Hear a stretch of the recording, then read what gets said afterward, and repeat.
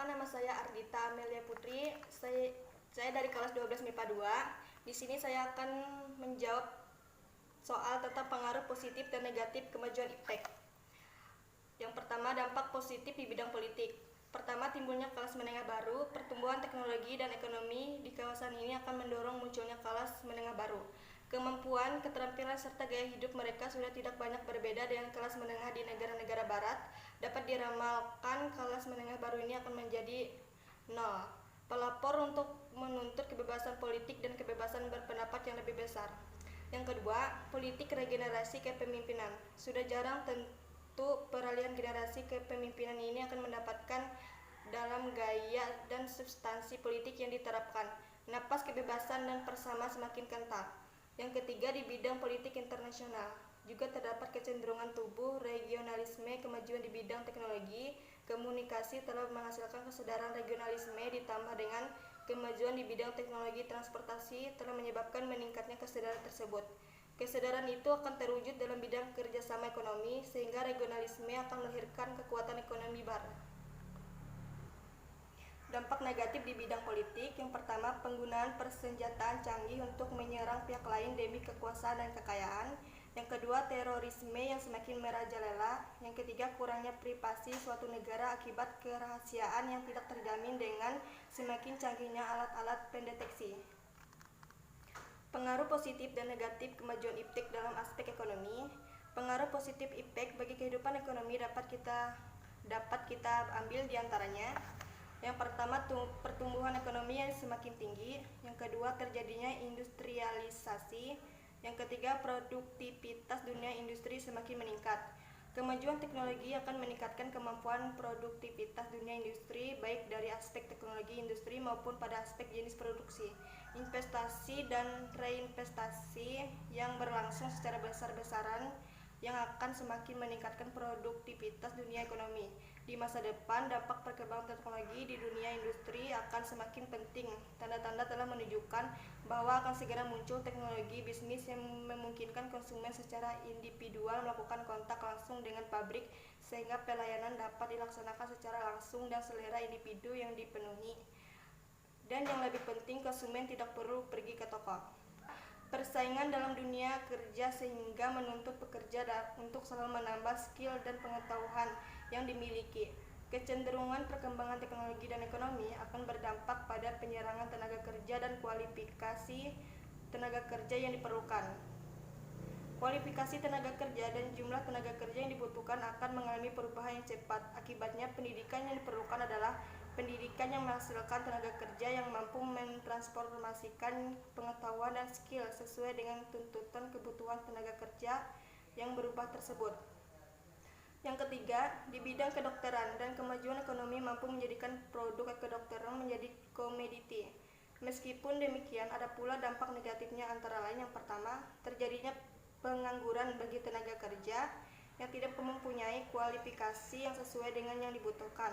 Yang kedua, sifat konsumtif sebagai akibat kompetisi yang ketat pada era globalisasi akan juga melahirkan generasi yang secara moral mengalami kemerosotan, konsumtif, boros, dan memiliki jalan pintas yang bermental instan.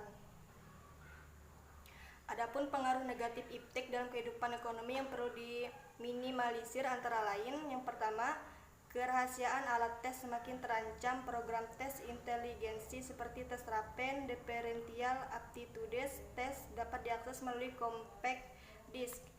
Implikasi dari permasalahan ini adalah tes psikologi yang ada akan mudah sekalian bocor, dan pengembangan tes psikologi harus berpacu dengan kecepatan pembocoran melalui internet tersebut. Yang kedua, penyalahgunaan pengetahuan bagi orang-orang tertentu untuk melakukan tindakan kriminal. Kita tahu bahwa kemajuan di bidang pendidikan juga mencetak generasi yang berpengetahuan tinggi tetapi mempunyai moral yang rendah. Contohnya dengan ilmu komputer yang tinggi, maka orang yang berusaha menerobos sistem perbankan dan lain-lain. Pengaruh positif dan negatif kemajuan iptek dalam aspek sosial budaya.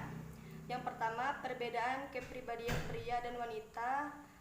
Banyak pakar yang berpendapat bahwa kini semakin besar porsi wanita yang memegang posisi sebagai pemimpin, baik dalam dunia pemerintahan maupun dalam dunia bisnis. Bahkan perubahan perilaku ke arah perilaku sembako yang sebelumnya merupakan pekerjaan pria semakin menonjol.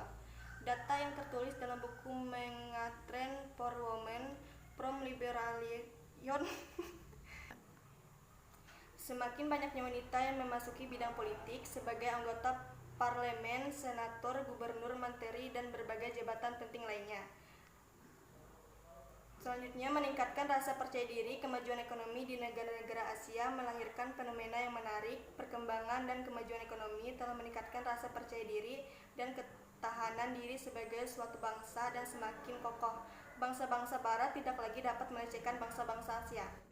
Selanjutnya, tekanan kompetisi yang tajam di berbagai aspek kehidupan sebagai konsekuensi globalisasi akan melahirkan generasi yang disiplin, tekun, dan pekerja keras.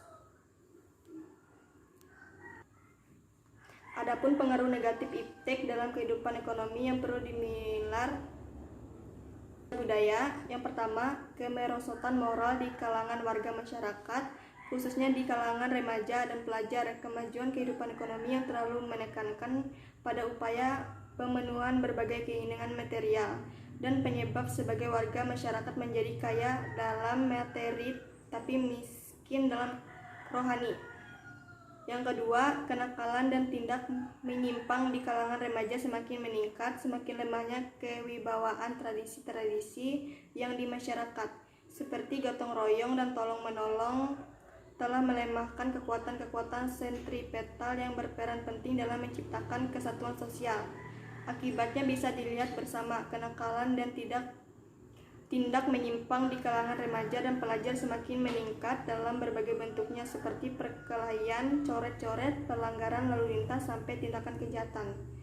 Yang ketiga, pola interaksi antara manusia yang berubah. Kehadiran komputer pada kebanyakan rumah tangga golongan menengah ke atas telah merubah pola interaksi keluarga.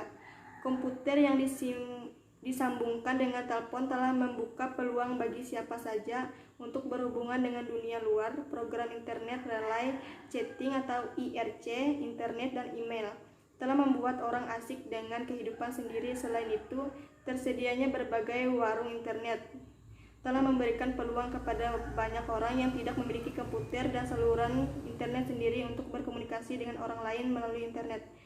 Kini semakin banyak orang yang menghabiskan waktunya sendiri dengan komputer. Melalui program internet relay chatting atau IRC, anak-anak bisa asik mengobrol dengan teman dan orang asing kapan saja. Pengaruh positif dan negatif kemajuan iptek aspek di bidang hukum. Yang pertama, semakin menguatnya supremasi hukum, demokratisasi dan tuntutan terhadap dilaksanakannya hak asasi manusia.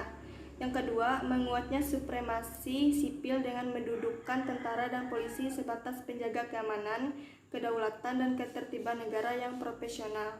Yang ketiga, rakyat merasa terlindungi dari ancaman pihak yang tidak bertanggung jawab menghancurkan negara. Yang keempat, rakyat punya impian dengan nasib bangsanya sendiri, bukan dari dorongan pihak manapun. Adapun pengaruh negatif iptek dalam kehidupan di bidang hukum. Yang pertama, peran masyarakat dalam menjaga keamanan, kedaulatan, dan ketertiban negara semakin berkurang karena hal tersebut sudah menjadi tanggung jawab pihak tentara dan polisi. Yang kedua, perubahan dunia yang cepat mampu mempengaruhi pola pikir masyarakat secara global. Masyarakat seringkali mengajukan tuntunan kepada pemerintah dan jika tidak dipenuhi, masyarakat cenderung bertindak anarkis sehingga dapat mengganggu stabilitas nasional, ketahanan nasional, bahkan persatuan dan kesatuan bangsa. Yang ketiga, jika terlalu ketat dalam pertahanan, dikhawatirkan kehidupan rakyat tidak berkembang. Yang keempat, jika terlalu ketat dikhawatirkan menambah ketakutan yang berlebihan tentang aparat pertahanan bangsa. Yang kelima, jika terlalu ketat dikhawatirkan malah menjadi terisolasi. Dan yang terakhir, pada dasarnya terlalu berlebihan itu tidak baik.